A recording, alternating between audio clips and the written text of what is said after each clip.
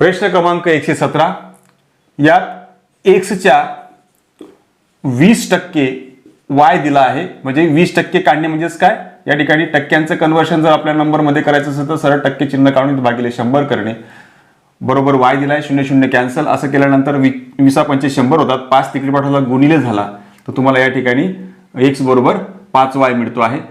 त्याच प्रकारे जे आहे वायच्या 20% जो आहे तो तुम्हाला झेड दिलाय, याचं सुद्धा आपण जर याला सोपं केलं तर तुम्हाला वाय बरोबर जे आहे ते 5z मिळणार आहे.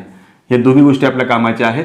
आपल्याला एक्सची किंमत त्यांनी काढायला लावलेली आणि आणखी एक गोष्ट दिली आहे झेडच्या 20%, तो तुम्हाला 266.80 दिलेला आहे, म्हणजेच झेड बरोबर 5 गुणिले 266.80 असं दिलेलं.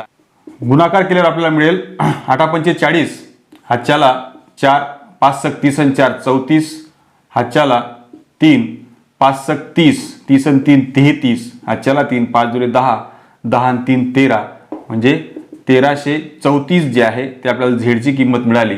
आणि झेडची किंमत याच्यात ठेवली तर वाय निघणार, वायची किंमत याच्यात ठेवली तर आपल्याला एक्स मिळणार. पण तत्पूर्वी आपण या दोघींचा वापर करून घेऊयात.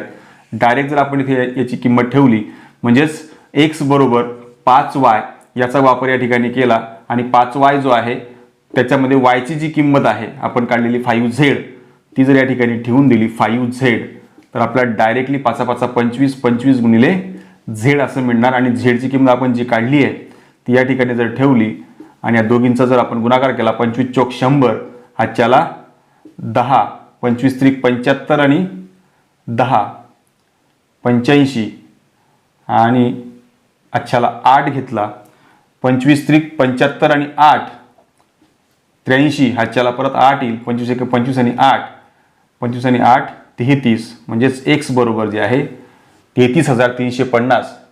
पर्याय क्रमांक 1, पर्याय क्रमांक 2 जो आहे तो आपला अचूक पर्याय आहे.